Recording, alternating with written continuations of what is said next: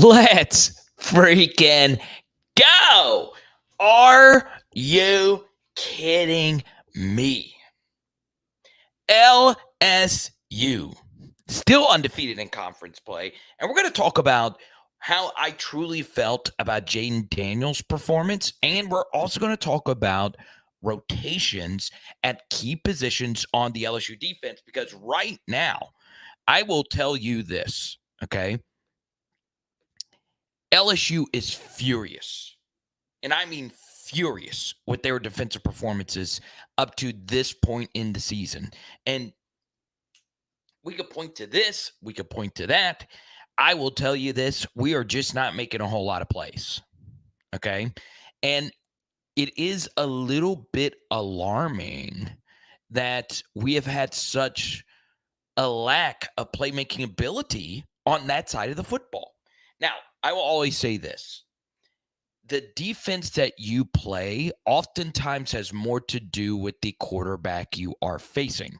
And when you are playing a good quarterback who has all the rules in his favor, as we learned last night, something that we preach all the time here on PHL, can't hit them anymore.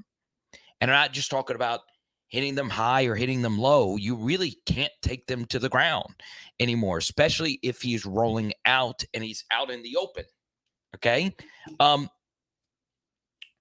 truth here is KJ was magnificent yesterday. And I truly do believe, as good as Jackson Dart has been for Ole Miss this year, he's not as good as KJ Jefferson. He's just not. So I feel as if we are still growing as a defense, but the growth just isn't there, right? I've seen some things that I like. I see some players that are starting to get more run who very well could be the best players for the defense. And I want to actually chat a little bit here about Jordan Jefferson. Okay, so a lot of you brought up Jordan Jefferson, and you saw that he really made plays, and he was very active yesterday for the LSU defense. Some of those were by design. He was left unblocked on purpose. But I will tell you this. He gets a really good jump off the football. And by a jump off the football, I mean when the ball is hiked, bam, you're attacking. He really plays like he is shot out of a cannon. So that's obviously a really good thing. That was the style of player he was at West Virginia. There is some downsides to playing that style, but we're not going to get too much into the X's and O's about that too much tonight. But I do think he needs more playing time. And that's not necessarily to say that Mason Smith or Mekhi Wingo, they're obviously not playing bad. Obviously, Mason is still getting back to his regular self. He is getting doubled and tripled a lot. And Mekhi Wingo, I think, had a decent game. Not quite, the same level of like Wingo dominance. He did have that huge sack that was created by the Whit Weeks pressure. So, yeah, he had a few plays yesterday. But I do think Jordan Jefferson deserves more run. I do. It's not necessarily to say, though, that it's just because he is better than the other two. I don't actually think that. I still think, obviously, Wingo and Mason Smith are the best options for us moving forward. But it's actually a good thing if Jordan Jefferson is playing well because we will have a heavier rotation of defensive tackles to run through, right? You take a look at some of the best LSU national championship teams. They were deep, in particular at defensive tackle. And last year, we were not deep at defensive tackle. So, in 07, obviously, you had Dorsey and you had Marlon Favorite, but you had other guys mixed in there, right? You had Tremaine Edwards. You had Kirsten Pittman on the edge. You had a great rotation. You had Al Woods. And then, as, time moved on, you had deep defensive lines on all the great teams you could really point to, right? So, look at the 2019 defensive line. Braden Fiocco still in the league. He was a backup. So, I do think Jordan Jefferson deserves more playing time. I do. I could also see Jacoby and Guillory get more run. Now, I do also want to chat about Jayden Daniels. Did he have a rough first half? Yes. I counted 4 throws that I would consider to be bad. And I would then say like 2-ish throws that were just kind of in the middle. They weren't necessarily bad throws, but they weren't necessarily great throws. It was more so a really good play by the wide receiver. Here's the truth. I'll take it. Jayden played a perfect game versus Mississippi State. Perfect. Versus Florida State. If you really get down to the nitty-gritty, it wasn't as good as the Mississippi State game. There were some misses in that Florida State game that would have drastically altered the outcome, but there was also a lot of drops. We didn't have the receiver rotation that we had now. And the truth here is Jayden, for the most part, versus Florida State was very good. Okay? It's just true. Once again, there's 2 or 3 big misses mixed in there. I didn't like the fact that him and Malik aren't as good as what they are doing right now. That was obviously a big concern in that game, but it was also the very first game of the season. Okay? It is hard to be firing on cylinders, all cylinders, in the very first game of the season through the air. So Jayden has been a very good quarterback. I do think the first half of this Arkansas game was his roughest half up to this point in the season. Now, I do think Jayden might not have taken a leap forward in this game, but I feel as if there were other aspects of the offense that took a major leap forward for LSU in this game. The first, okay, is Mike Denbrock. I think Mike Denbrock played really well. And I said played, coached really well. This was some of the best play calling sequencing I have seen from him. Now, this is also true. It helps that we have a really good running back in Logan Diggs.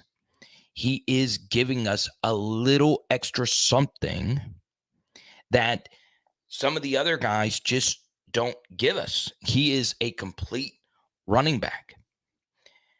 That obviously helps. He's creating some holes. His vision is amazing. He's a good football player. But I will tell you this. This Arkansas defense, even though they hadn't necessarily played a whole lot of great offenses up to this point, if I were to tell you that Jayden would have a really rough first half, his first real bad half of football up to this point in the season, and we still scored 34 points, I'll take it.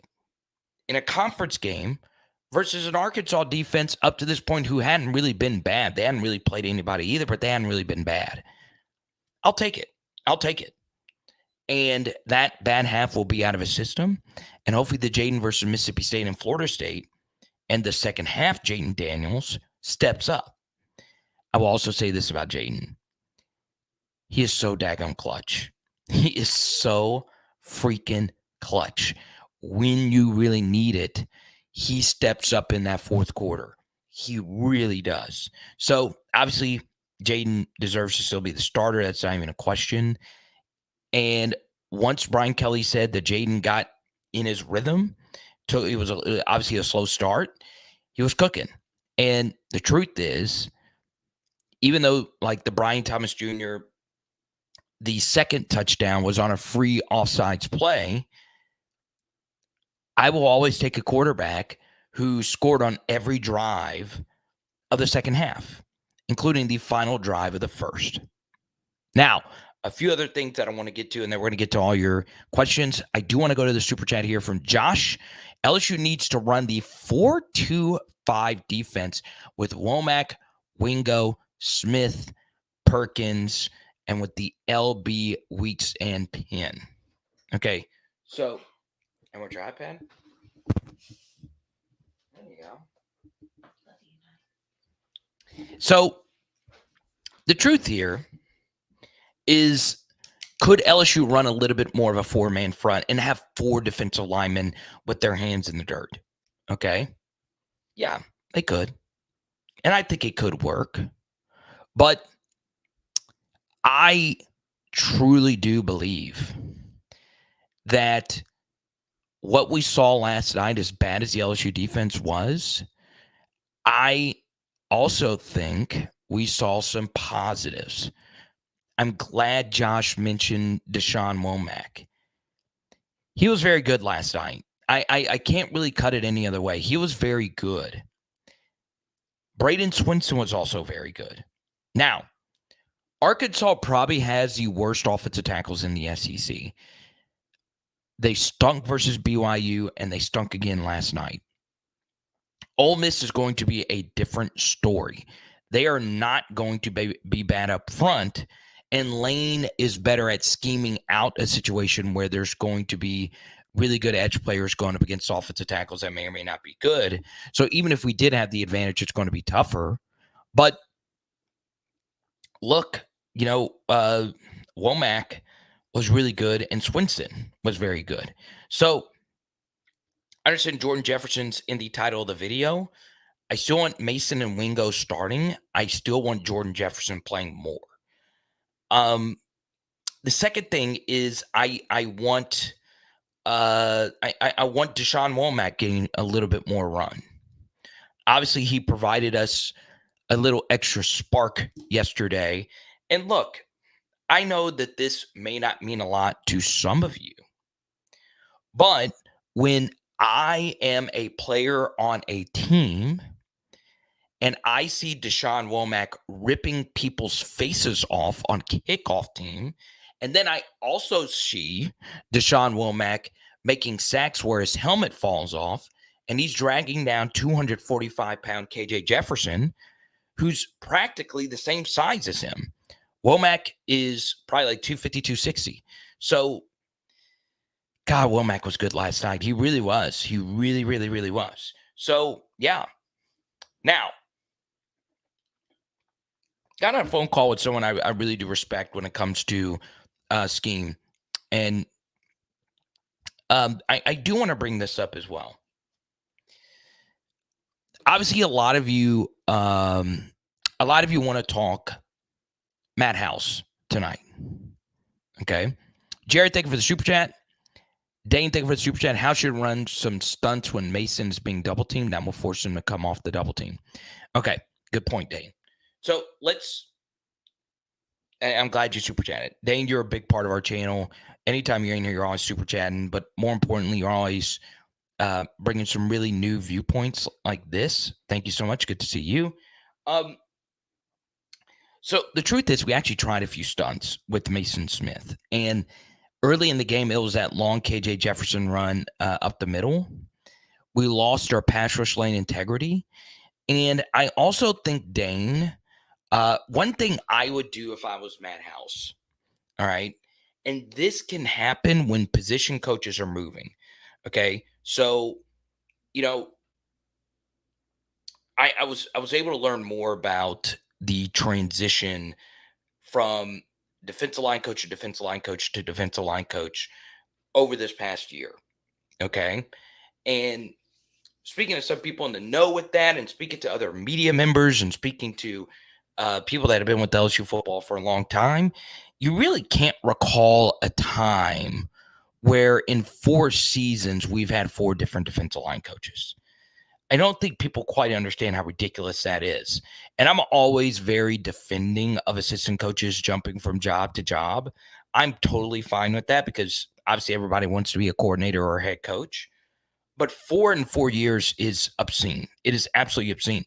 And it really doesn't include 5, and the 5th being Ed Orgeron because he was a defensive line coach. So understand that I do think for defensive line, and this comes from a guy who had to have perfect technique as a defensive tackle because I wasn't athletic. I am not blessed like Mekhi Wingo and Mason Smith. Those guys run sub 5 flat 40s and they bench press 1,000 pounds. I ran a 5.6 and I'm weak. I do think technique at the defensive line isn't nearly as important as technique at other positions, if you ask me, but it's still important. And when you have 4 different coaches, it's hard. It really, really, really is hard. And now Jimmy Lindsay comes in. He has a health scare. Hopefully he gets back pretty soon. And instead of just having somebody step in a defensive line, we move John Jancic to defensive line. We're moving this guy to here, this guy to here, this guy to here. And Jancic's done obviously a really good job. Our special teams has been phenomenal up to this point. We've got to be more consistent with how we're coaching these guys up. And what I would do for all 3 levels of the defense up to this point, okay, I would go over the little things, okay? So what do I mean by the little things? Situational football. All right. We just did an hour-long film study, so I'm going to be rehashing a few things. But if you want to see the visual aids to this, feel free to check it out in the last film study. Now, I will also say this, because I was at the game this weekend and I've been traveling, I didn't include as many fancy cuts in this last film study. I just didn't. But there was a lot that I actually started cutting, but I just left out. And I'll go over a few of those things right now. The first thing, when a ball is on the ground, unless you are on punt team and the ball is rolling towards your goal line and you want to, down it at the 1, or if you're on punt return, you're not supposed to touch it at all unless you are the returner. When the ball is on the ground, pick it up. It is normally a sign for you to go pick it up. You don't know if a pass is incomplete or not. You just do. You just don't. So what I cut out of this last film study was Mekhi Wingo saved the Arkansas game last year. So Harold Perkins bent the edge, strip sacked Cade Fortin, the Arkansas quarterback, and the ball was just sitting there on the ground. And nobody picked it up until Mekhi Wingo sprinted and picked it up. Same thing happened last night with Braden Swinson. Now, they ultimately called it an incomplete pass, and we ultimately had Zy Alexander pick it up, but if it sat right there on the ground. Nobody went to get it. And we just had something like this happen, but on special teams versus Georgia. So for the most part, Brian Kelly himself is really good situationally. There was a point in the last film study that some people disagreed with how BK coached the end of that game. He coached it perfectly, if you ask me. Near perfectly. But you couldn't have done it much better than he did in that spot. You always settle for the field goal there. You do. It was a chip shot, and the other quarterback had not been stopped yet. You want to play where you have the last possession, or they only have time to run one play from their own 20. Okay? But if the ball is on the ground, you go pick it up. The second thing, all right, once again, it's just situational football. If it is a 2-point conversion, okay, a 2-point conversion isn't like any other down except fourth. A 2-point conversion is not like any other down except for fourth down. So they've got to score, all right? So if they're backed up on their own 7-yard line, Matt House and his players have to know, well, one thing we don't want to do is we want to make them earn it. We don't want them just to be running open in the back of the end zone. And in the film study, there were 3 guys open. 3 guys open. It's unacceptable. It's unacceptable. So it's just little situational things like that, where it does require a little bit of just understanding where you are, time, place, situation. And I feel as if we are not playing optimal football in that sense. Okay. We've got to be better, not only just in our scheme from Matt House, but also in just every single player's execution of the scheme. Brian Kelly earlier this season was talking about the leverage battles that we lost versus Florida State. Okay. Now, once again, Florida State's offense has continued to be pretty good. So that's fine, I guess. But specifically, our technique has not been the best. Now, I will say this: defensive back is not my strongest suit. It is very complex. It's really hard to coach. Coverage rules and man match principles. I do think DB is the toughest position for people at home to get. Okay. Number one, you don't see all the DBs on the field. You hardly ever see any DBs on the field when the ball is snapped.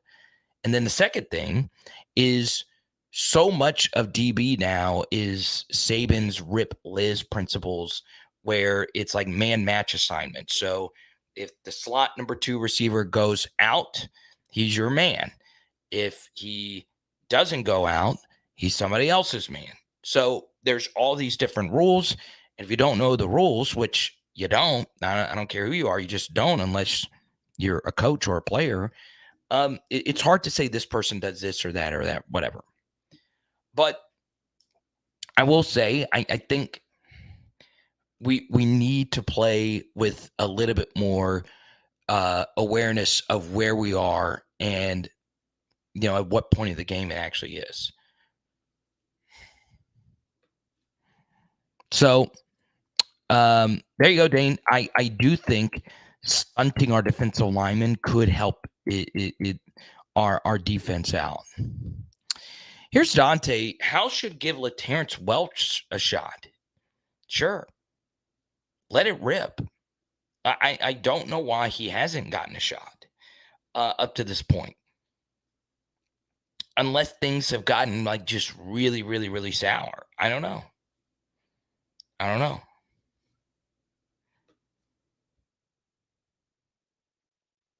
Yeah. It's really hard. It's really hard to have at any position 4 different coaches in 4 seasons. And notice I said 4 coaches in 4 seasons. Really, the guy that's recruiting you is actually your first defensive line coach at the school. Even though you're not with the school, they're the ones recruiting you. They're the ones building the relationship with you. It's hard. It's really, really, really hard. And once again, it's not really Brian Kelly's fault. Those things happen. Life happens. Thanks. Stefan jumps in on every live stream. He didn't even want to come meet up with me. I get it, Stefan. We're not cool. Now,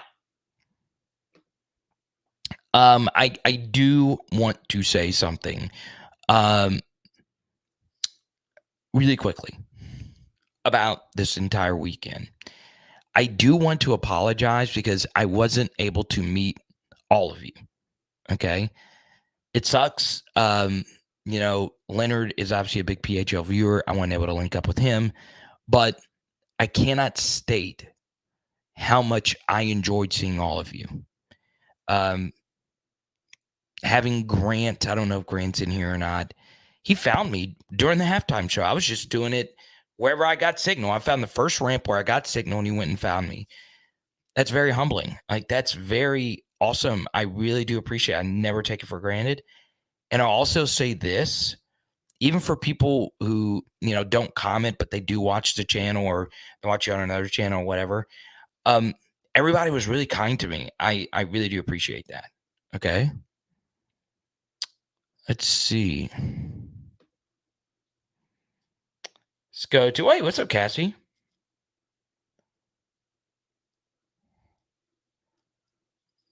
Cassie says LSU is going to be okay. Good to see you. I know, Stefan. We did a PHL meetup. You didn't come. We did 2 PHL meetups. Yes, Pierce. Here's my view on defense. Okay, make them earn it. Now, next thing.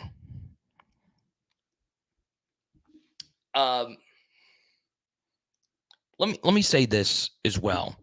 All right, because people will go back and listen. And I had someone comment during the live stream last night. Hey, did you know that Jaden Daniels threw for over 300 yards, and you decided to give him a 6 out of 10 as a performance? Trust me, I wish every Jaden game was 10 out of 10 like Mississippi State. But the truth is, when you show what you showed versus Mississippi State, the standard goes up. Now, Jaden's second half was really good. That was probably 8.5, 9 out of 10. The first half, though, was probably a 3-ish or 4 out of 10. Okay. Um, it it it it was a tough performance. Okay. But what happened last week versus Mississippi State, especially if you take out Malik Neighbors, Jaden was so good versus Mississippi State that there was other guys on the offense who didn't have their best day, but it didn't matter.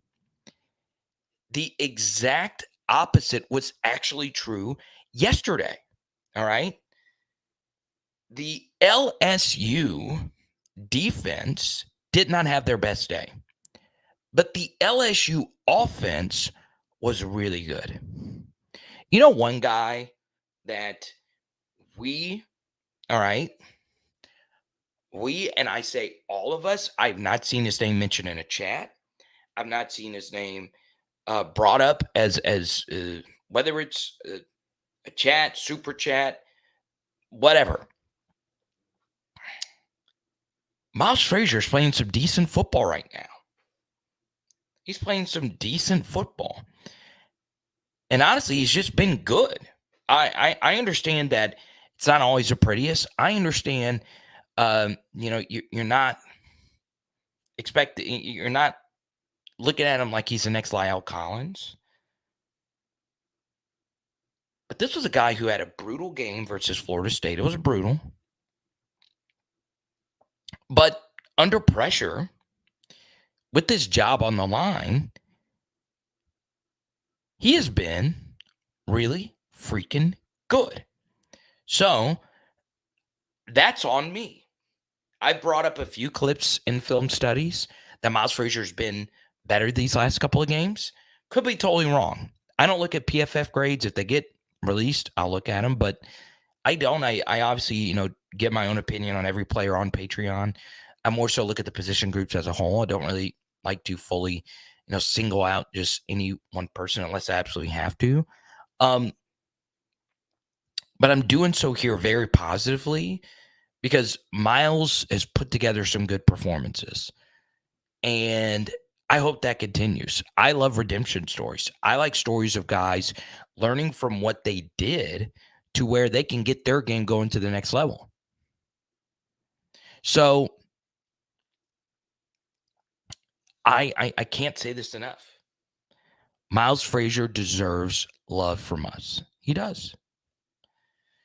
I just got a player X here.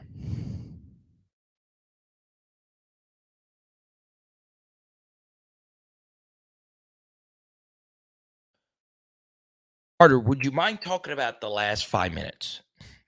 So many people getting on Brian Kelly. However, I thought they did great running down the clock and not giving KJ a real chance to tie the game or beat us. Okay.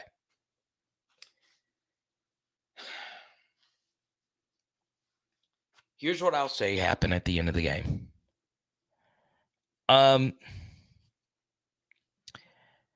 think so many of us are so hurt with how things ended with the Les Miles tenure that every time you see seconds ticking down and LSU football involved, you get your panties a little bit in the wad. You get in a situation where you feel as if Brian Kelly is in the middle of a mental wedgie. I don't know how many more underwear references I'm going to fit in here. But the truth is he handled it perfectly. It was actually Arkansas who did not handle the clock. KJ and Sam Pittman burned 2 early first half timeouts or second half timeouts. You that went to the game that made crowd noise, you were a big difference, okay? Arkansas should have let LSU score. So the truth here, and a good question if you really want to get into the nitty-gritty here, Player X, I wonder if Brian Kelly would have told Logan Diggs to not score. I would have done that. What I would not have wanted was KJ Jefferson getting the ball back with anything more than 10 seconds left. And the idea to go out there on third down to run the fade to Malik Neighbors, but you're not even trying to complete it, that was genius because that just burned more seconds off the clock. And my dumbass was in the crowd yelling, "Why are we trying to run another play?" And then they ran the fade, and I was like, okay, that makes sense to burn more time off the clock and then kick the field goal. Excellent stuff. So the truth is, Player X, people that think Brian Kelly did not handle that situation well is wrong. They're not only wrong, they're very wrong. He handled it great. Handled it great.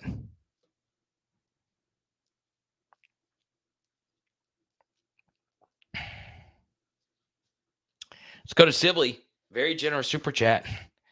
If the Tigers had tackled KJ, the Tigers might have won by 2 TDs. Just could not get him down. Give me a comparison based on the Ole Miss quarterback that we can get on the ground. Okay. So there's a big debate, John Sibley, of who the best quarterback is in the SEC. And the truth is, the best quarterback in the SEC this year would probably be the 4th best quarterback in the SEC last year. And that does not include 2 quarterbacks that went in the first 2 rounds. So the SEC was just so good at quarterback last year. But it was Bryce Young, Hendon Hooker, and Stetson Bennett. They were the 3 best. Okay. I think KJ was in that next group with JAYDEN, Anthony Richardson, and a few others. Okay. Now, I understand this is the opinion, and I got many of them that you guys have a lot of problems with. And that is perfectly fine. That happens when you do this show. But I warned you guys that KJ Jefferson is a special quarterback. Not good, not great, special. All right. And almost to a T, everything that I brought up happened. He made special plays despite his receivers not getting open, outside of his tight end a few times. And his offensive tackles were getting blown back almost every time. Now, he had good protection from time to time, and he took some bad sacks. That happens when you're having to be Superman on every play. He's really good. Now, Jackson Dart is not as good as KJ Jefferson, but he is in a better offense with better weapons. Ole Miss's running back is way better than Arkansas's running backs. Ole Miss's wide receivers are better than Arkansas's wide receivers. I would say Ole Miss's offensive line overall, not the best unit, but I think they are better than Arkansas's offensive line. It's not really saying much. But to me, the biggest thing here, Sibley, is Ole Miss's play calling is better. Okay? Now, I want to shout out my buddy Shehan Jayaraja. He actually went and looked this up. Lane Kiffin versus ranked teams who finished with 9 wins or more. In his career, Lane Kiffin is 1-19. Okay? Lane historically does not win big games. Now, he wins good games. He beats good teams. But when it comes to beating a 5th-year quarterback in Jayden Daniels, a Hall of Fame coach in Brian Kelly, probably the best 1-2 wide receiver duo in the SEC right now. Lane normally doesn't step up. And we all know Harold Perkins gave Lane nightmares last year.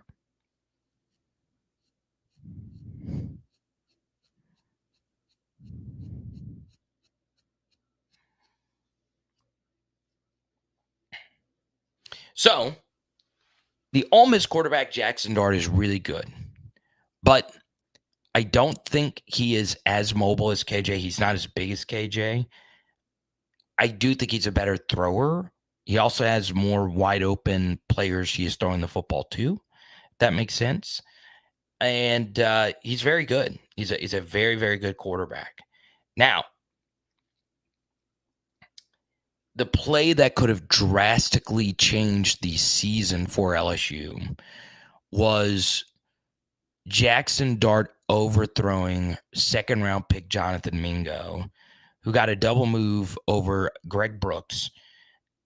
If he completes that pass, that is a completely different game last year. But he missed it, and on the very next play, he got hit hard by Jaquelin Roy, and he was banged up.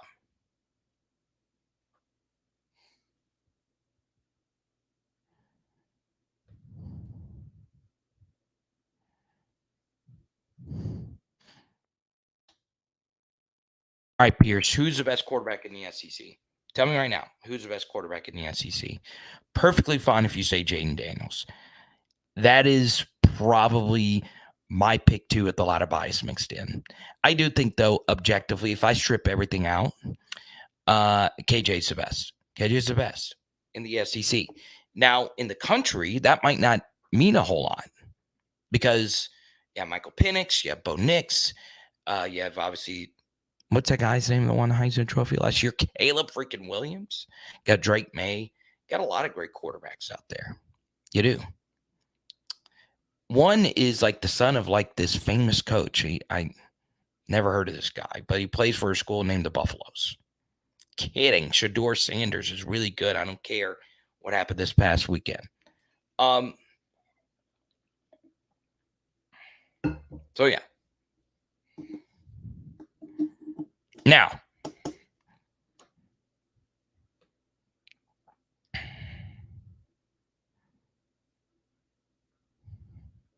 Pierce says pound for pound, Jayden is better than KJ. Hey, I'm fine with that. I hope you're right. We'll see how the rest of the season plays out. But obviously, Caden and KJ showed some immense love for each other after, the game, saying, "Hey, good game, all that good stuff." That's awesome. Now, do want to bring something up as well.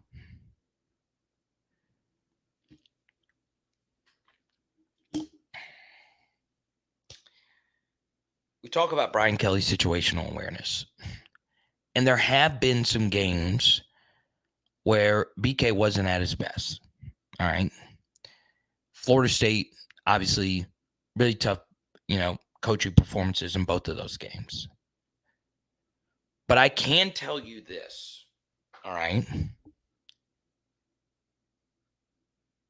Player X, thank you for joining the PHL Discord, baby, and the PHL Patreon. Now,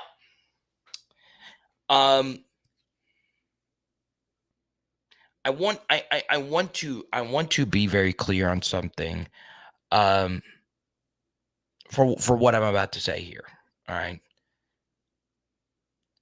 Situational football is so tough. That's why we spend so much time on it earlier. And I'm not going to spend too much time on this because it is going to come off very trolly.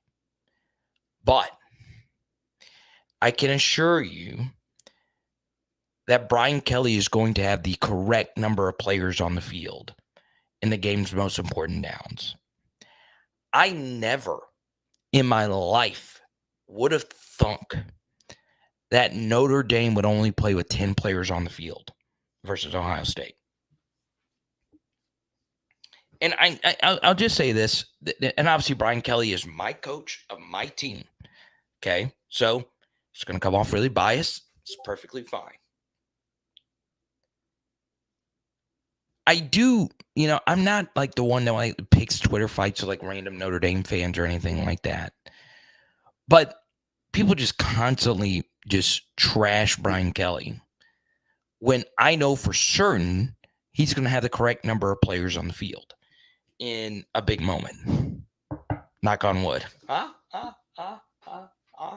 10 players on the field.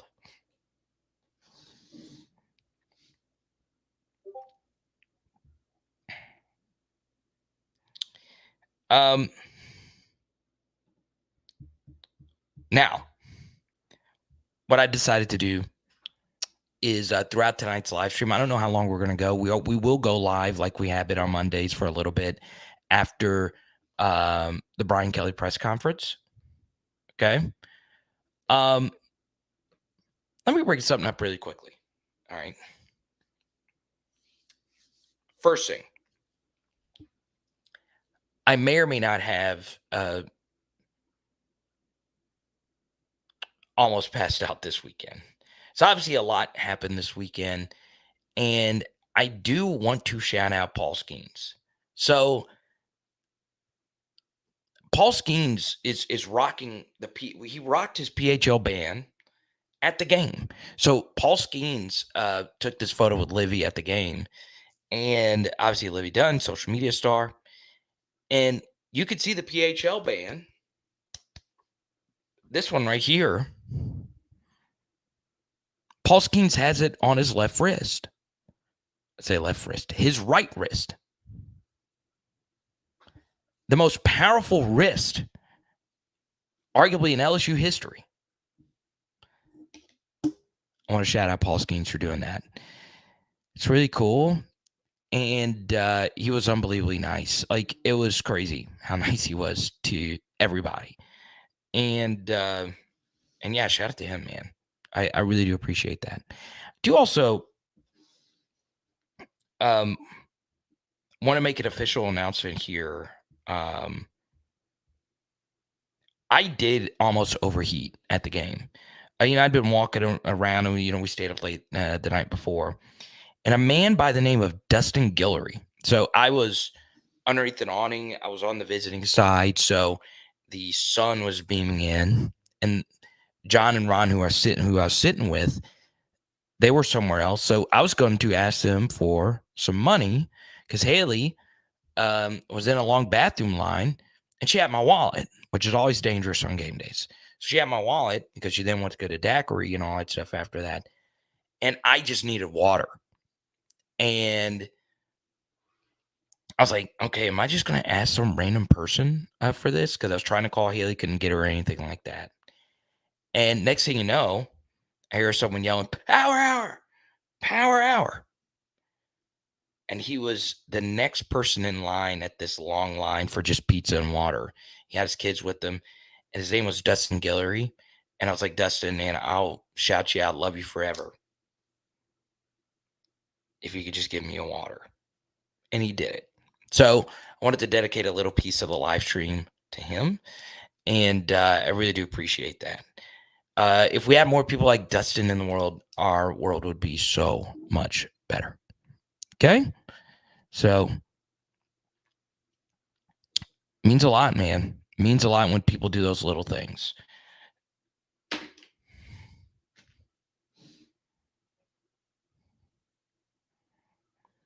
And I'll tell you this, man. I thought I was about to start talking like Bobby Boucher when I took a sip of that water.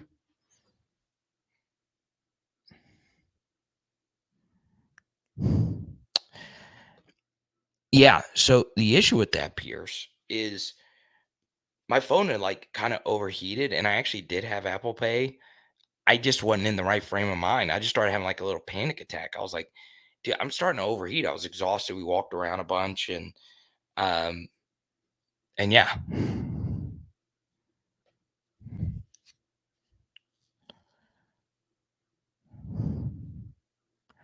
And all right, Skipper, I want to show Dustin some love, man. He just sent me a long email as well, and like, wait, I want to shout out Dustin tonight.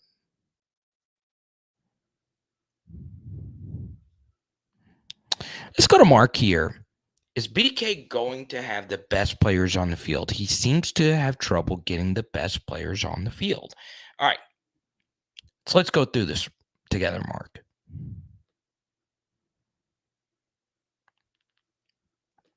Pigpen, good to see you. I do Arkansas Razorback content on Power Hour SEC, so go subscribe to that. I'm going to try and get the Arkansas film study out. I might just post the one I did on here. But go to Power Hour SEC. You can see all that. It's good to see you, man.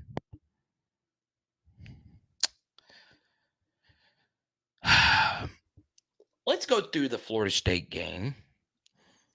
And let's see if LSU had their best players on the field versus Florida State.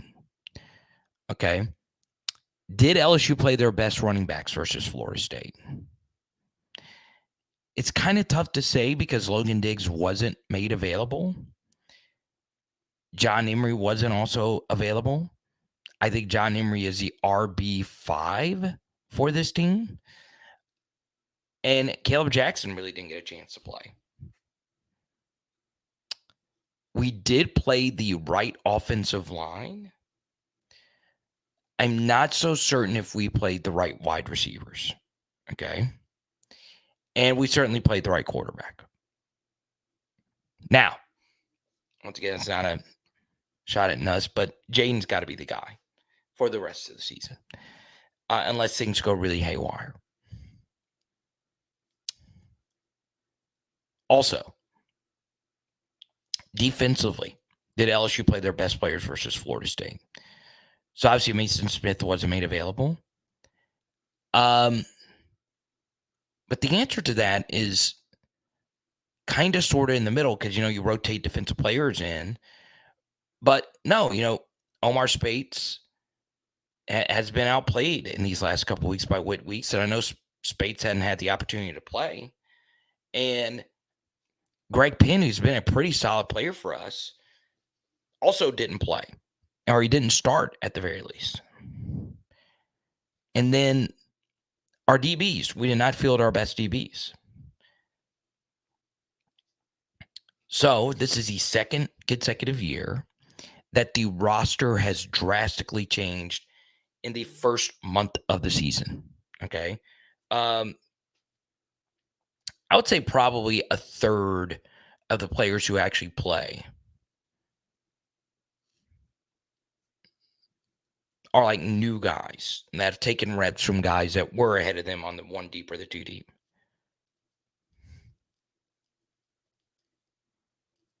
Okay.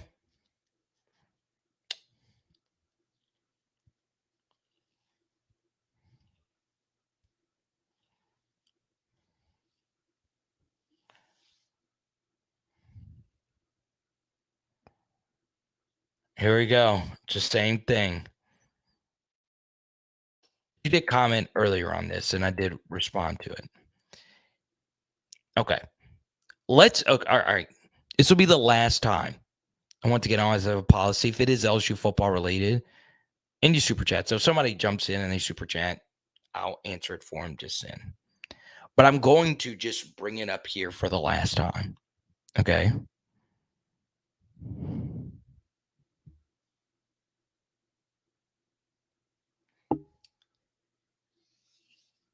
Nobody was stopping anybody. So from the beginning of the second half to the end of the game, the defenses for both teams did not make one single stop.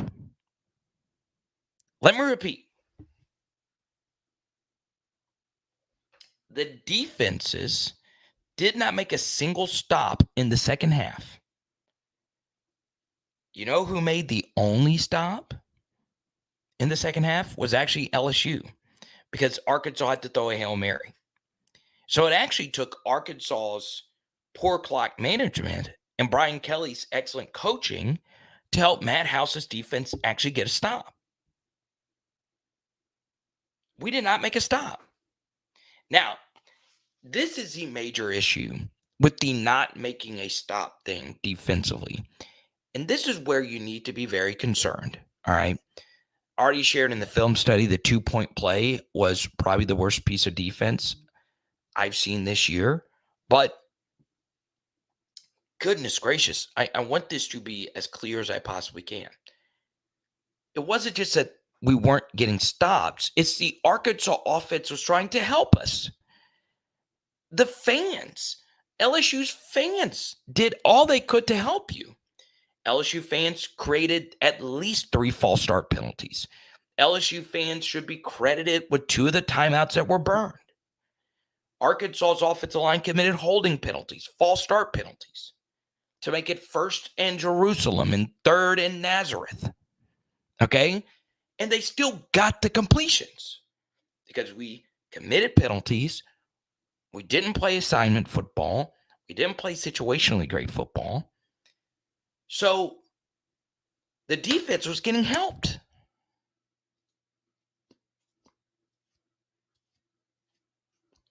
We've got to be smarter.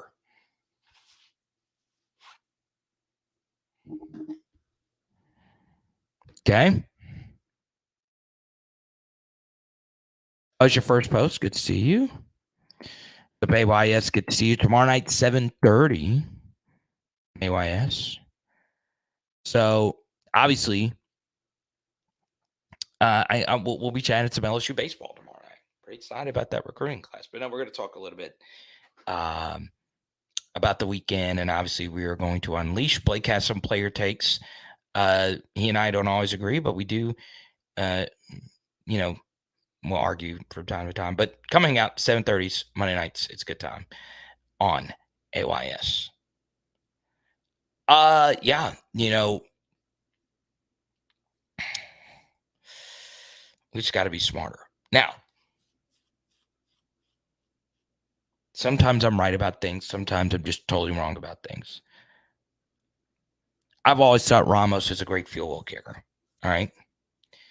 So the truth is, if we're not stopping them, Brian Kelly's job as the head coach of the team is to help them stop them. All right. And you know what the best thing to do as a defense to stop the opposing team? You know what the best thing to do? Give it your best shot. Tell me, what is the best thing you need to do defensively or as a team to create stops, to create the other team from not scoring? Okay. What is that thing? Tell me right now in the chat. And I'll tell you this, it's not generating pressure. It's not stopping explosive plays. It's not creating turnovers. It's not any of those things. The best thing you can do is keeping your offense on the field as long as you possibly can. All right.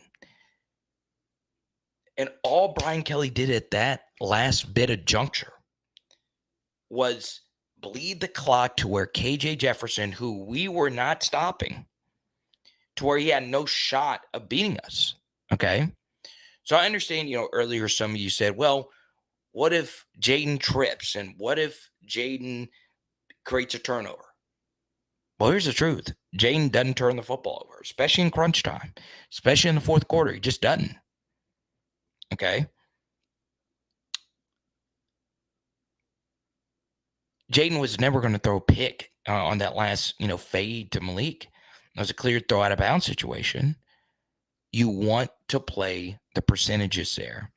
A field goal from that length has been perfect.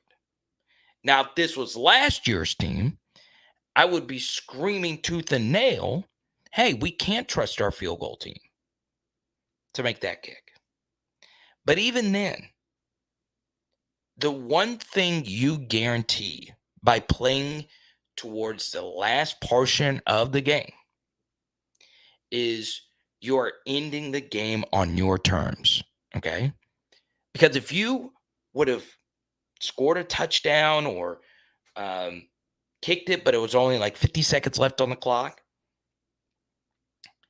you give KJ Jefferson a chance to end the game on his own accord. Something else by playing the clock the way that Brian Kelly played it is you forced Arkansas to live with their bad timeout decisions that they made earlier in the half. Okay. So guess what? When the clock was ticking down, you know who it affected the most? Well, it affected Sam Pittman. Because I guarantee you, between his headset, it crossed his mind at least once. Well, gosh darn it, I wish I wouldn't have burned all those timeouts earlier in the half. Okay?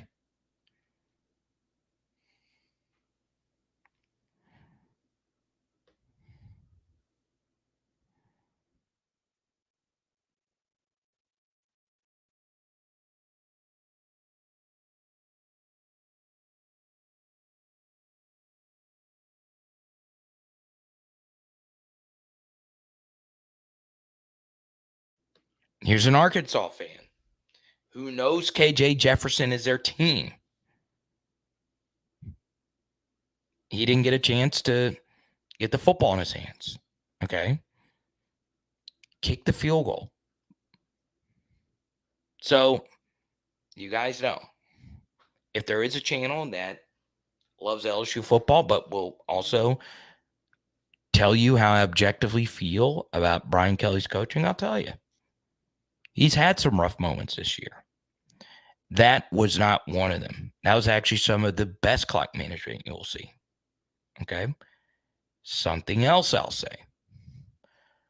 Brian Kelly also didn't rant like some of these other coaches did to men who are 86 years of age who really didn't say anything wrong at all. Okay? I don't know what the hell Ryan Day was talking about. Lou Holtz, you're attacking Lou Holtz. He's 86. College football final was canceled, what, 7 years ago with Mark May? Of course he's going to be talking crazy. And I know Sibley's a Holtz guy. I was pissed that Ryan Day went after Uncle Lou. You don't do that. You don't come after Lou Holtz like that. Lou Holtz has won big games, bro.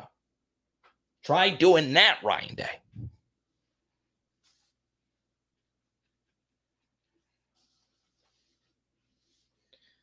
All right, Mick, we'll see you. Where's Mick?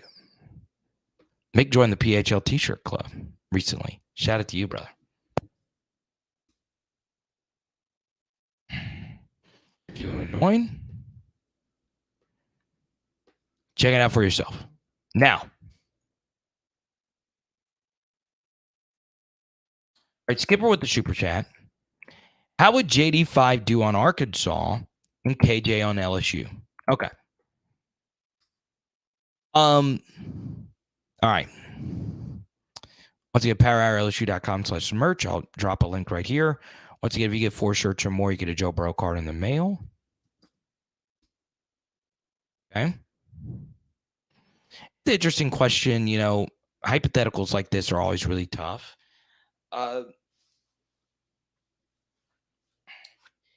Here's why I don't think it's like a good fit necessarily for either.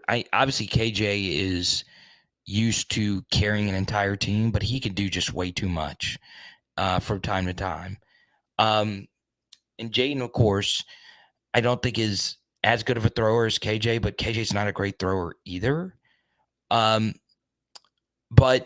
obviously, if you do these if you put this guy on this team, how would they do? If you put this guy on this team, how would they do? Well, the truth is the team with Malik Neighbors is probably going to win.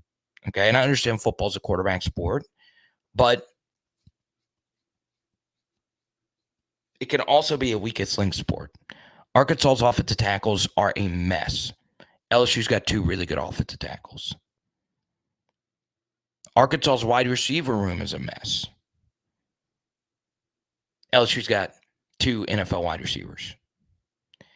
The only real position group that Arkansas had an advantage was center. And Bo Limmer is going to get drafted, and Charles Turner's not bad. So, yeah, I mean, of course, KJ would do great at LSU, and I think Jayden would actually do really good at Arkansas. But the offenses, of course, would just be so drastically different.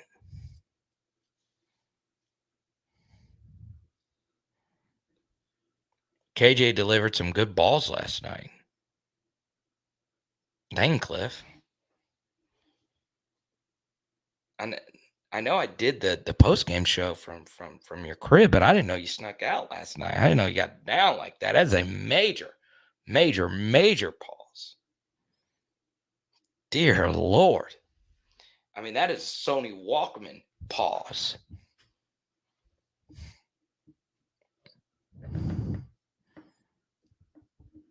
But Cliff and I, we threw down last night.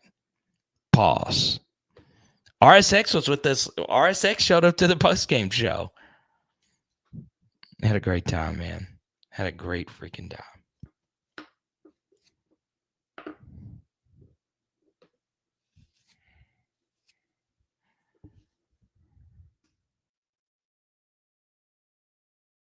Let's see. I'll tell you this, this was something that actually did float across my mind. All right. I'm going to show you a few of these photos here from this weekend. I want to chat a little bit because, I'm not going to be going to 1,000 more games. I think we're going to go to Auburn. I'm not entirely sure yet. Trying to clear our schedules to make it happen. So here's my wife at the game. This is Samuel with one of his friends from Dallas. His name slips my mind. He's also a PHL viewer. Samuel, really good guy, man. I don't think he's in here, but he is super chatted an absolute bunch. This is actually Jeremiah Hughes' parents, and this is Hayes right here. Really good people. Obviously, the Hughes are just so cool. They have such a massive personality. So there you go. This is Yinny, Zach from Tigers Avenue. There he is, Paul Skeens. So Paul's awesome. I really do mean it. Like, I was very impressed. We had a great conversation. It's the Diesel, LA Mom at the Zippies meetup. Good to see her. So here we are. Here's Cliff. He just like pulled up on his bike and said, let's take a photo. RSX here to the far right. This is my my college best friend, Bryson, and his wife, Sarah. Those are two of my closest buddies. My buddy T-Pain right here. Here's somebody on authorities on me because I passed some nasty gas. This is a PHL meetup. Here's Dr. Morgan right here, Prescia, Player X, T-Pain. There's Cliff in the back. Guy in the back right corner, Marcus, one of my lifelong friends. I believe this man was named Dylan. He stopped. We took a photo. He said he was a PHL fan. There you go. And there's Branson Cat and his lovely girlfriend right there. And I wanted to show you this. This is actually Ty Davis Price's family. So I'm at a tailgate, and I know we follow each other on Instagram. Space Walkman. There you go. These are some Brits that actually were just walking along. They came and hung out. Podcast. He's a blogger. Scott and I think Leo right here. This is the Zippy right here. My guy Wade Rigatoni. Love that last name. Hey, Dr. Morgan, me and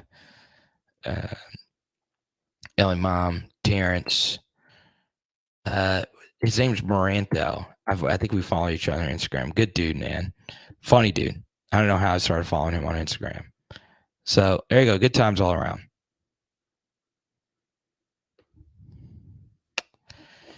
Now, I know I can play a joke off on Cliff because, well, he's my cousin. He's one of my best friends.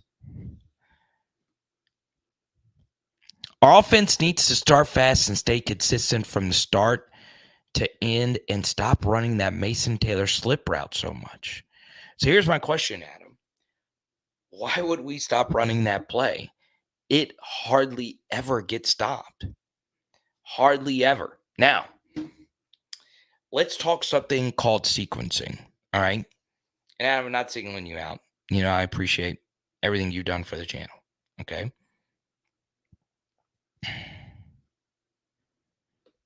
All right. Play calling does not exist in a vacuum. All right.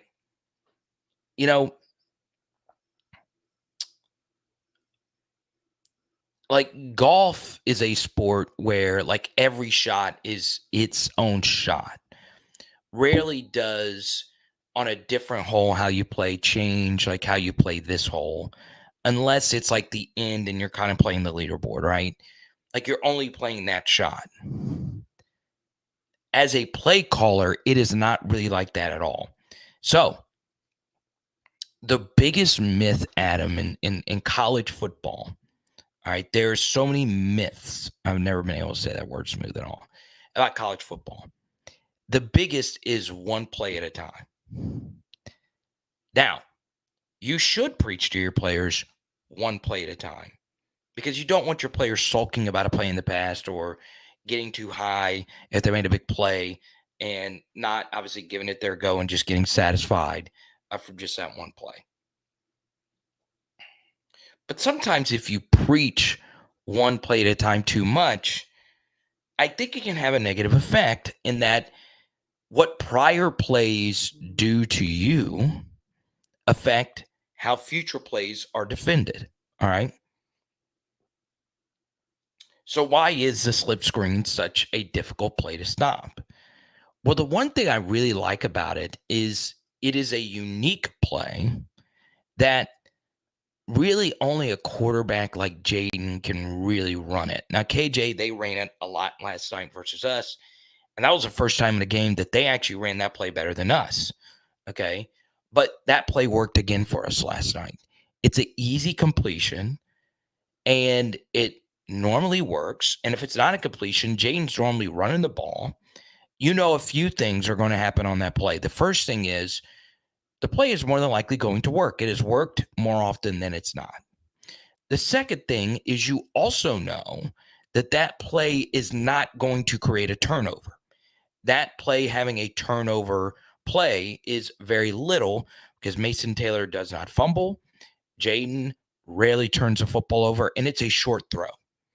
So the third thing it does is it gives the linebackers something else that they have to, worry about. So if you think we're running inside zone, the play that we ran more than basically anything else all last year, and next thing you know, Mason Taylor's just slipping across the line of scrimmage, it really hurts your defense. It hurts your defense when you're playing man in particular, but it can also hurt your defense when you're playing zone. So, I'll say it this, the play call affects the next one. All right. And if you hit that play at least one time, every backside defensive end it's in the back of their mind. Every linebacker, it's in the back of their minds almost every time. And the one thing that you can do, and I brought this up just briefly in the film study yesterday, linebackers, when they play us, really struggle with something called eye discipline. Okay. And what that means is reading now coaches call it this, might not be the best word for this, but reading your keys, right? So your keys, which basically means this is what I'm supposed to do if the quarterback does this or if the ball does that. Okay. And if you actually watch really closely, and this is what I cannot say this enough. All right. Travis Williams is a first-year defensive coordinator at Arkansas. And in his first 3 games, I felt mostly he was good. Last night, he was so brutally outclassed by Mike Denbrock. And yes, LSU has better players. And yes, it's a lot easier to do this if you have elite neighbors. I get it. But when I tell you that Mike Denbrock's play sequencing yesterday was so unbelievably good, it was honestly a work of freaking art. It really, really, really was. That would have been a very difficult game for anyone to stop because we did a really good job of just giving teams one thing and doing the opposite. Something else I think I think Mike Denbrock actually learned this from the Florida State game is so I was talking about the Mason Taylor. This wasn't a slip. This was kind of a leak, tight end leak play. We spent an entire film study last Monday. I was like, I hope Mike Denbrock runs this play that we ran versus Florida State. It's going to work. And not only did Mike Denbrock ran it, he saved it for the second half to give us an easy completion. Now, JAYDEN missed Mason Taylor as one of his few misses in the second half. But if he makes the simple throw to Mason Taylor on that shallow drag or that shallow little leak, Mason Taylor might actually score, or he might at least get down to the 10. And I felt he learned something from that Florida State game. The biggest difference, I think, in that game, yes, we didn't make stops, and yes, we had drops. But Florida State, in that last portion, saved some really good plays that they knew were going to be open that they had not seen yet. That fourth down running back slip was a thing of beauty. They called it their best play call of the game. The Jaheim Bell tight end, kind of tight end leak, which was really good. Mike saved some good plays, and he actually came back to some things that worked. And look, I know I'm giving Denbrock a lot of credit over the last 48. I felt like last week things were a little obvious for JAYDEN in the offense. Hey, they're playing single high. Let's just keep running slot fades, and it worked, obviously. Arkansas's defense decided to play a lot of two high.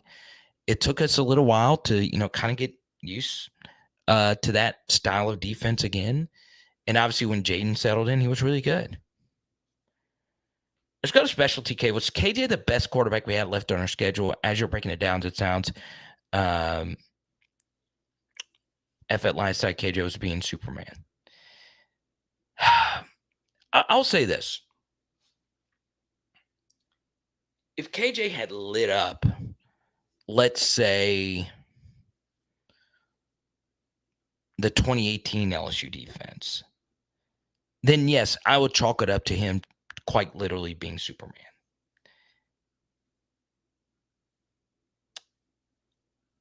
But the issue, special TK, is the LSU defense has not stopped anyone. We're struggling in yards before contact, right? Which basically means guys are just running through open holes. Guys are just getting open pretty easy in the secondary, which I was kind of shocked when I saw that stat from Parker at Stats of War. I felt as if we haven't had a whole lot of just all-out coverage busts. It's just guys aren't making plays on jump balls and stuff like that. So, yeah. I do think KJ is the best quarterback we have left on our schedule. I do. Now, the difference is, as much as I love KJ, he's not transcendent. I don't think he's like obviously like a Bryce Young level good, but I do think he's very, very, very, very good. Like when you think of very, very, very good college football quarterbacks, I think KJ is someone that kind of fits that mold, right?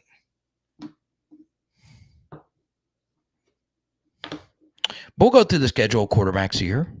Let's do it.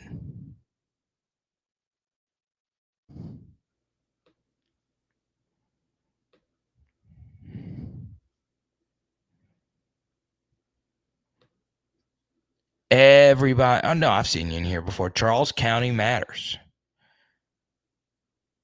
Wait, is that your full name, or is it like a saying, like Charles County matters? Shout out Charles County.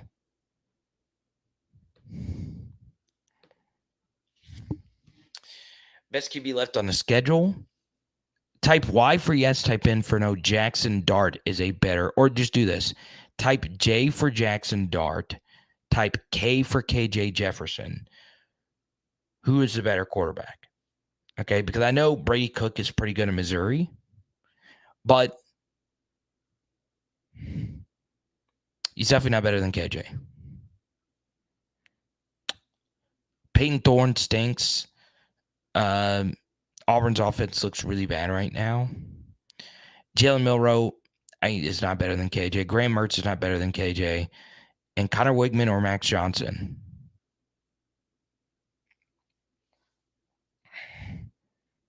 Oh, man, it's gonna be lit tomorrow night, 7:30. AYS is saying Wigman or Johnson. It's not close. Come on. Come on. AJ's better than both of them. Wigman's been pretty good, though, before the injury. It's just a very small sample. And once again, the wide receiver talent between the two of them, it's not even close. And Blake, I know you love Texas A&M's receivers. I do too. They're good. So I want to share something with you guys, okay? I've done really, really, really well at fantasy football over the past couple seasons. I suck. I listen to fantasy podcasts. Speaking of Texas A&M, I dropped Devon Achane after week 1 when he was a scratch. I was like, why is the Dolphins playing this guy? So I scratched him and go pick someone else. And Devon Achane decided to just go off.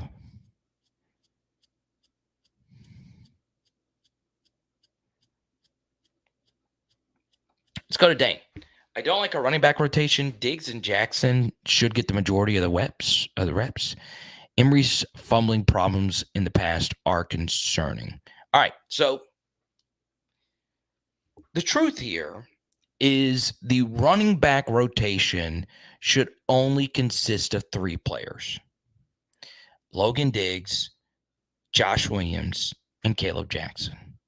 Now, if we're running the football down the opponent's throats and we have a high volume of time of possession, then yes, Noah Cain and John Emery should get some work. Okay. But,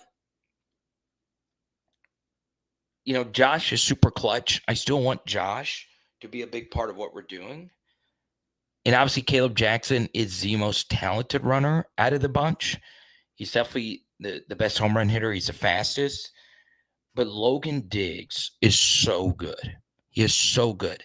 And sometimes this transitive property kind of stuff doesn't work. But Logan Diggs was keeping the Estime kid, the running back for Notre Dame, out last year because Logan Diggs was as good, if not better. And Estime's been really good up to this point in his career. So Logan's just a really good football player. And it's weird. It's very, very, very weird. Let's get a few more in. We are actually 50 away. I've not even set up a giveaway for tonight. Let's see. What's our giveaway for tonight?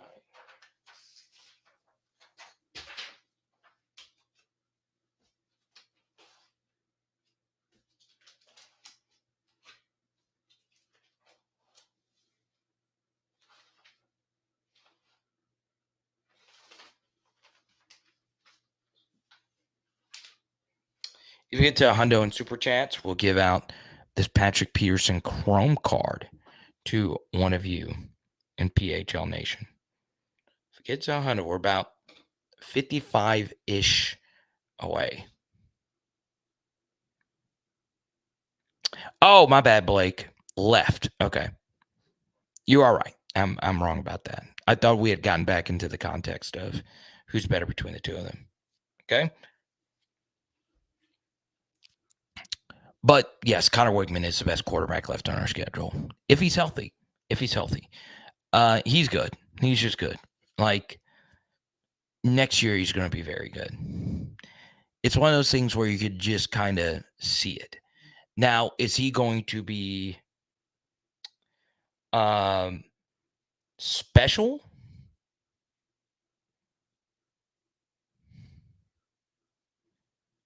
I don't know. It's tough to say. But he's good. Connor Wigman's good.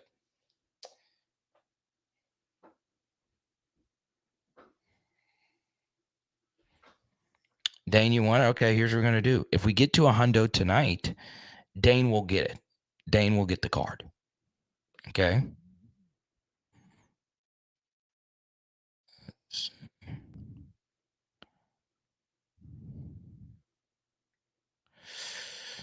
Yeah, Big Pen, dude, I don't. It's so weird. It's so weird. Yeah, I still think Florida State's beating us, Richard. I do. So it's the same. Now,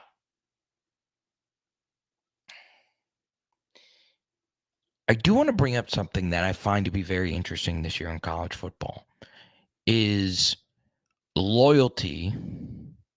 I always think whenever I think the word loyalty, I always think Kendrick Lamar. I always do.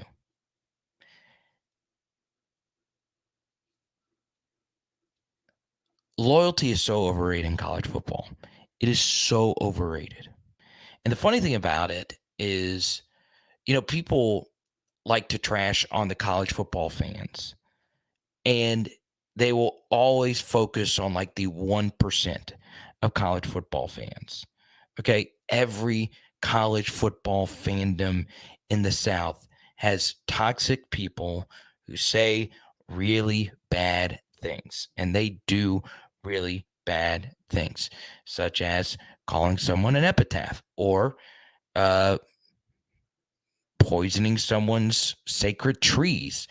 There's always bad apples in the bunch of college football fandom. But the one thing that you as a college football fan have over all the players and pretty much all the coaches is loyalty. Okay. In college football, loyalty is overrated. Pack your bags and go. And there is no better example of what has happened with three quarterbacks who have maintained loyalty when the signs pointed for them to go elsewhere. And I'll go through three of them right now. Grayson McCall, quarterback at Coastal Carolina. This guy has been one of the best quarterbacks in all college football. He would have definitely gotten portaled and picked up by some Power 5 school. But no, he stayed at Coastal Carolina, the Chanticleers. And he has no offensive line. The system has gone stale. And, well, you're stuck. No else stayed loyal. Will Rogers, who is a short, quick pass, air raid machine. Obviously, the very unfortunate thing happened with Michael Leach. Will Rogers decided to stick it out. He was the starter. He still is a starter. Played a little bit better this past weekend, I guess you could say. But he's got no receivers to throw to. His best receiver went to go to Georgia. And he stuck it out. And now he is in it with a head coach who is in an SEC West division with three Hall of Fame coaches. Three. There's three Hall of Fame coaches in your own division. And you have a defensive-minded 30-year-old something. And Mississippi State, which recruits the worst than Ole Miss in your own division. I know the divisions are leaving, but it's the point. But Will Rogers decide to stick it out? And the last man standing at Arkansas is KJ Jefferson. Not good receivers. Crumbling offensive line. His offensive coordinator leaves. I'm pretty sure KJ could have gone to a lot of different places, but he stuck it out with Arkansas. And he's got no time to throw, and he's got to play unfreaking believably for the team to actually win every week. He had to do that last year, but he stuck it out. Now, take a look at the quarterbacks who weren't loyal. Almost every single one of them. Now, those three quarterbacks weren't in a toxic situation really at all, like some of these other quarterbacks that had to leave. JAYDEN kind of sort of had to leave Arizona State. He just did. There are other guys who didn't have to leave, such as Sam Hartman going from Wake Forest to Notre Dame. It ended up being a really good move. But all these quarterbacks who transfer outside of Spencer Sanders has made the right decision. Okay. Could you imagine where Michael Penix would be right now if he was still at Indiana? Bo Nix if he was still at Auburn? Jordan Travis if he was still at Louisville? Don't be loyal in college football. If you don't see a path forward, Get somewhere else. You have 4 years to figure this out.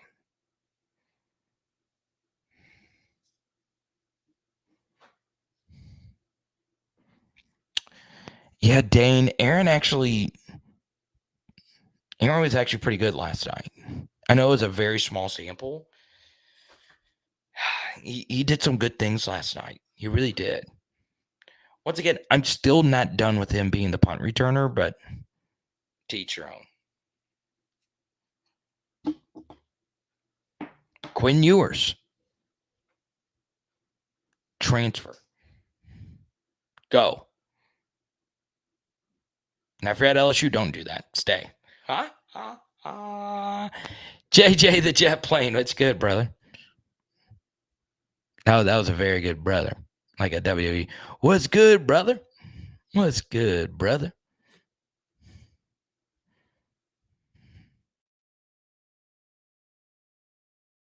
All right, here's Austin. Welcome to the channel, Austin. Good to see you.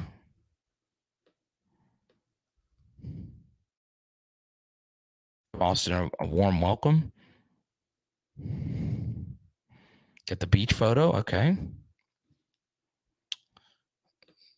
Let's see. I want to make sure we get to all our first timers here. I see LB88 in here. Pegasus. There's Kedrick. Okay. It's another first timer. Putting him on the big screen. This was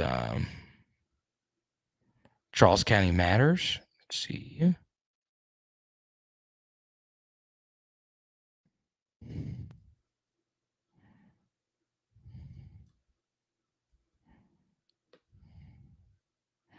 But we had somebody dropping their 2 cents. Okay.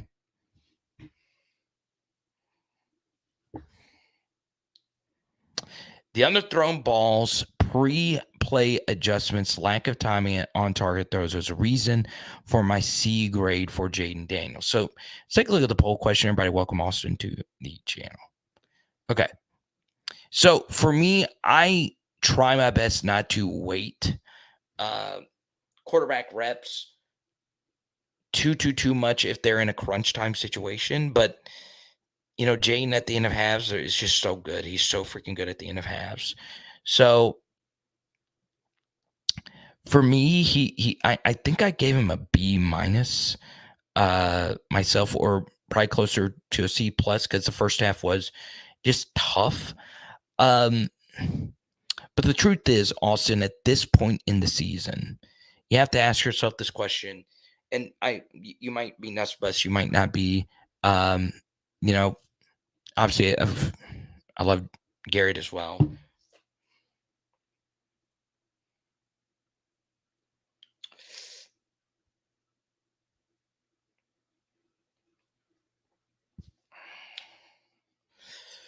This is obviously a hypothetical, but anybody can answer this. Do you think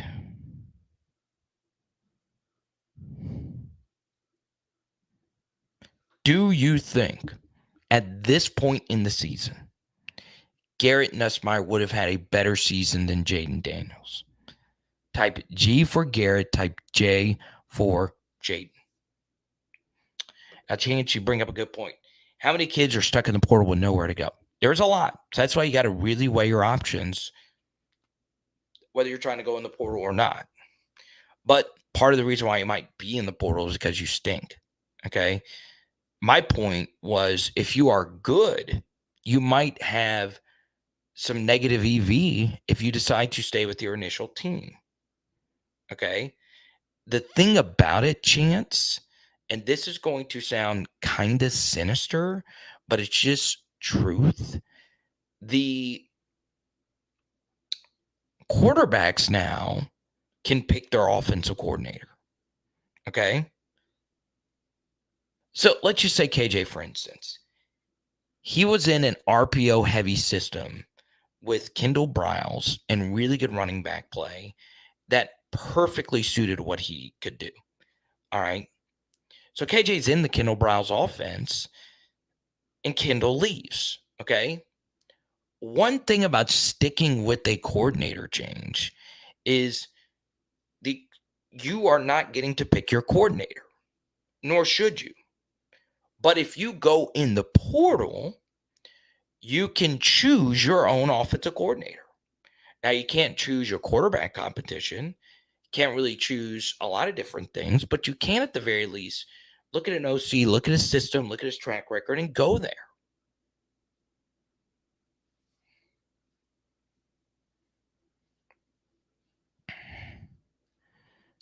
So Skipper's the only one that says Garrett would have been better by Jayden at this point. I don't think so. Obviously, we can't know that for sure. Nobody does. Kind of like the super chat from earlier today. Would this quarterback be better here or whatever? Point is Jayden has mostly been very good. He just has. Are there still misses in there that he should be hitting? True. Yes.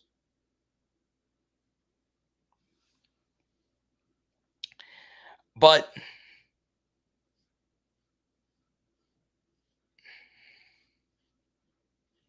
yeah. Let's go to Bob. What's up, Bob? Good to see you. His pre-snap reads were pretty good. He made 2 sweet adjustments on the TD in the south end zone to Neighbors, and another where he sent Diggs out of motion and moved the safety down. Yeah, Bob, I agree with you. I think Jayden, for the most part, has done a good job reading it. I think to your point, Bob, a lot of it is just missed throws, mechanical issues, the ball dying before it gets to the receivers.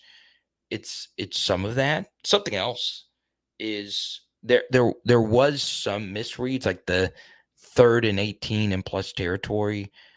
The check down to Josh. I didn't think you needed to get to that quickly. There were some other options there, but yeah. But the truth is, Jayden has been fantastic. He just has, and it is crazy to think at this point you wouldn't roll with the plan that looks to be pretty good. Now, here's what we're gonna do, because I'm starting to fade really hard. Hopefully, I'm putting on a really good face. In the next 5 to 10 minutes, please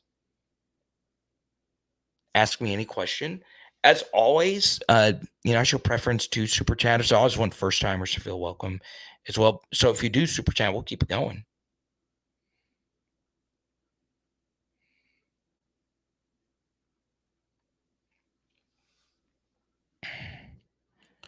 Let's go to Chance. Will Rogers had 487 passing yards last night. How can you say he played a little better? No, you're right. They did pretty well. What was the final score? 37-31 or something like that. Let me see what his final. I thought I read somewhere though that his QBR wasn't that good last night. It wasn't. Okay.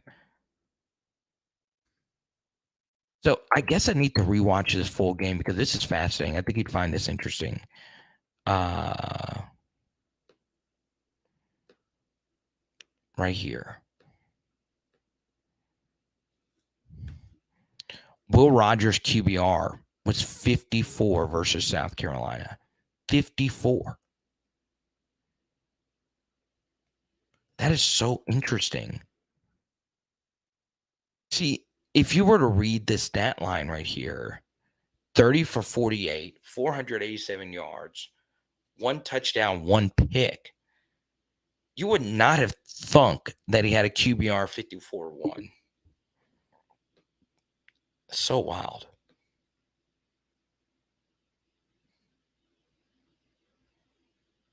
Okay.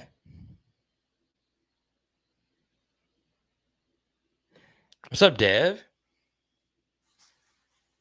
Dang, Dev. Look at you, Dev.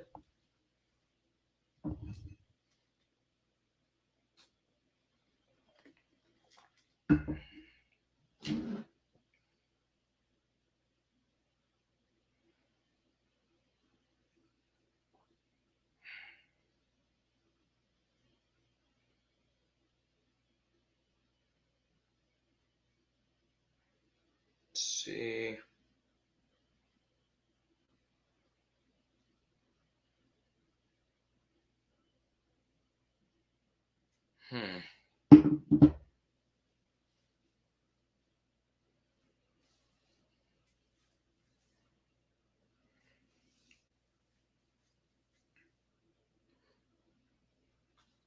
And Creek didn't even hit me up. Game was lit. All right, guys. We will go live after the Brian Kelly press conference tomorrow. Okay. And I will release a podcast of the live stream after the BK press conference. Okay.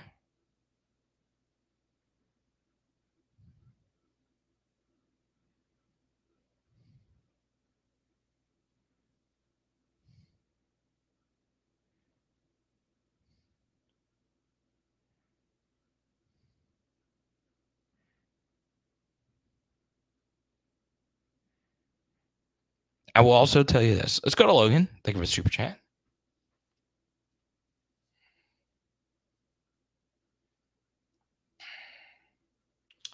I might have missed this because I haven't gotten to watch the breakdown yet, but how are LSU's DBs just letting a tight end leak so easily like that? It's a good question, Logan. On that kind of slip kind of play, the difficult thing about where you are, Logan, watching the game, I'm not talking about where you are in the stadium, even though that seat would have actually given you a good angle. You have to know the rules of how you guard that play. So, like I said in the film study, it's kind of hard to know who's who in whichever spot and whichever checks.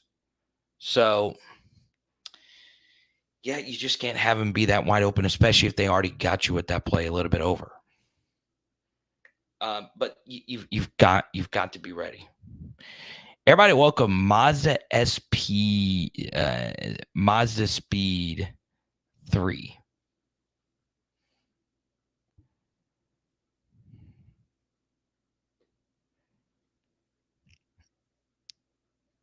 B to an A minus. There you go. All right. Here's what we're gonna do. Since we didn't quite get to the hundo mark, we will do it tomorrow, and we'll be giving out a Patrick Peterson nice little chrome card for you. Okay. Don't forget, film study is posted. Look, I'll post it for you right here. And we will talk to you tomorrow, okay? It is Power Hour LSU. Bam! And tonight, we are doing some Rotolo's Calzones. Let's freaking go.